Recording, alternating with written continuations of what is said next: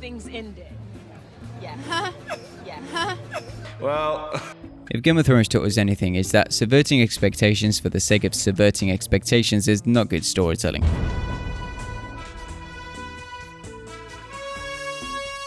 And no amount of shock value will ever change that.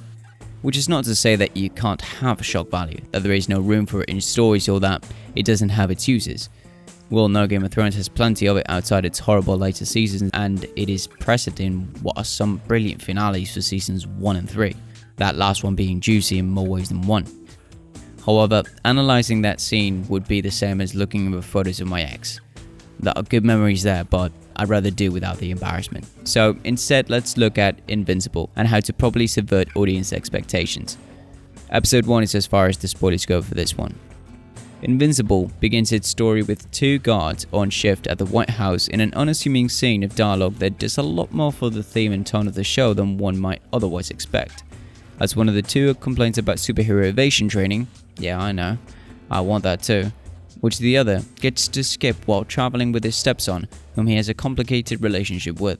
In order to further introduce the world, the conversation is rudely interrupted by a supervillain assassination attempt on the president that has the entire Guardians of the Globe show up to save the day, and aside from some friction between Wolverine and Superman, it all goes as any first level Marvel movie would. The superheroes save everyone and look awesome doing it. That's when we meet Mark, with his comic books, his superhero dad, and his literally powerless life. A good kid living an unfulfilled life while dreaming of a different one. Sound familiar? Anyone? No? Just me? Okay then. Anyway, Superboy gets his powers while throwing the trash out like it is the remnants of his past life, and Dad does not seem too convinced about it at first, but is still supportive enough to train his son, and here we go again with the typical superhero training montage. Kind of. Not really. While Mark learns to master his new powers, we see him bonding with his father, the person he has always most admired. Before it can get any good though, training gets rough. Very rough. Enough that Mark questions not his will, but his capabilities as he struggles to live up to the image of Omni-Man.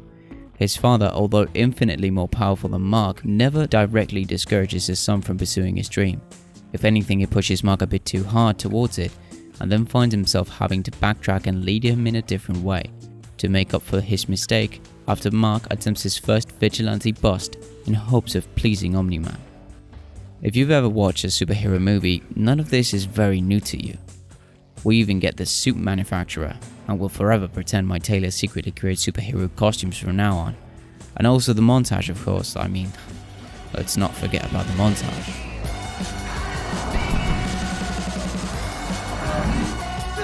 So far so good.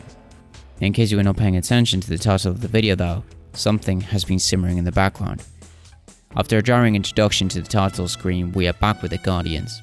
Flash has relationship issues because of all his superheroing. Immortal is being the cool one. Aquaman has run out of a budget despite being the king of the seas. Wonder Woman is killing it in every aspect of life, although Adam Eve is still best girl. The Martian is a great book, and Transparent is nowhere to be seen. All of them and Batman receive a distress call and get back to Guardian HQ while we are right beside them, wondering what the next threat is going to be. And then Superman kills everyone. The scene is brutal, so much so that I will not be showing half of it here.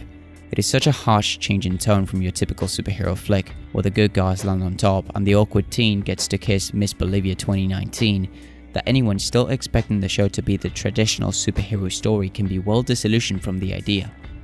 Every punch in this fight gets more gruesome than the last, contrasting with the rest of the story so far, where barely a drop of blood has been seen outside of a nosebleed that is more fit to a school playground than it is to a boxing match.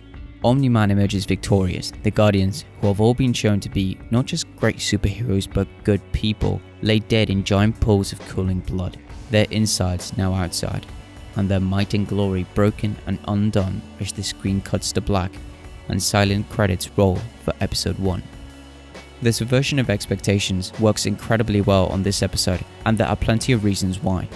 The first of them is that the scene accomplishes more than one thing. The murder of the Guardians is one of the main plots that we follow throughout the story, and it is set up here. The change in tone also becomes evident. The neon red lights of the billboard announcing that this is not your typical superhero story and that you should not be expecting it to be in the episodes to follow. If this had happened later on in the story, as was almost the case, say in episode 3 for example, the writers would have risked introducing the audience to the twist too late, so that those who jumped into the show for the realistic take on the genre were pushed away by 3 episodes of the cliché, and those who were looking for the traditional story eventually became disappointed to find it was not what the first few episodes had promised. So, plot and tone. What else does this twist do? It ups the stakes, it's a glaring hook, so much so that it's a cliffhanger, one of the good ones. But what about character? Well, that too is accomplished in this scene, as Omni-Man has not been set up to be anything close to a villain until that point, and now we have the most powerful being in the world turn against it, putting all of his actions into question and all the other characters in danger. However, some of these things could be said of many of the twists in other stories too. Why does this one work where others might not?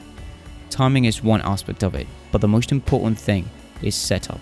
Most, if not all things in storytelling boil down to setup and payoff, making it so that if you set up A and deliver B, then you're denying your audience the satisfaction of that payoff only to exchange it for a piss off.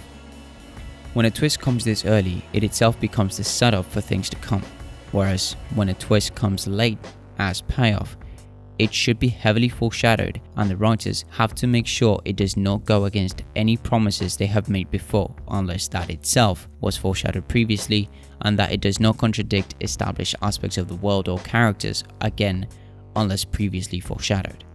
And if you're wondering what this made-up word means, then foreshadowing is the accumulation of hints, details and clues that a writer scatters across the story in the hopes that the readers will pay enough attention to have the ending make sense and the twist, if present, be satisfying.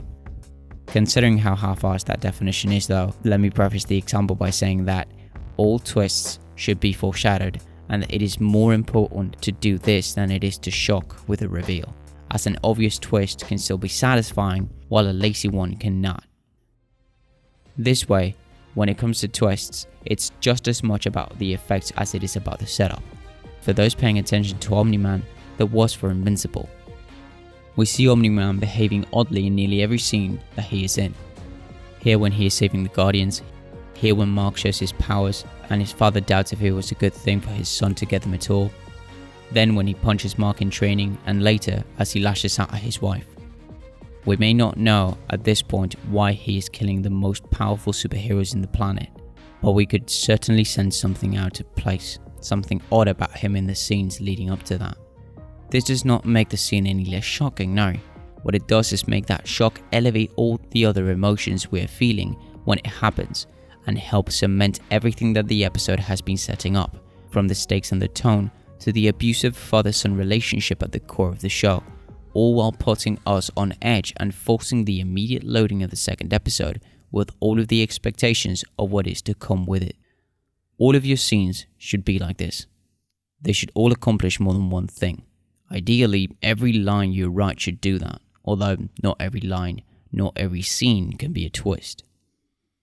In particular, when it comes to subverting expectations, what makes these work is that they are properly foreshadowed prior to them happening, and properly accounted for after the fact. That's it for me. See ya.